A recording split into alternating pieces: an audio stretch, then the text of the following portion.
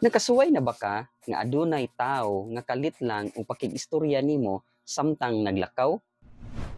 Ang atong ebanghelyo karon kinutlo ni Saint Luke chapter 24 verses 13 to 35. Si Jesus miingon sa duha niya ka tinun-an, "Unsa bay inyong gipanagsultihan samtang naglakaw kamo?" Ug ang usa kanila nga ginganlag Cleopas nangutana kang Jesus, "Ikaw ra bay nagpuyo sa Jerusalem nga wala mahibalo sa mga nahitabo didto niining pipila ka adlaw nga milabay?" Ilahang gisaysay ngadto kang Jesus ang mahitungod kaniya, uban ang dakong kadismaya sa nahitabo. Si Jesus miingon kanila, "Pagkabuang gayud ninyo, pagkadugay ninyong mutuo sa tanang gisulti sa mga propeta." Kita sa atong tagsa-tagsa kakaugalingon, mituo ba kita dayon mahitungod sa nabanhawng Ginoo?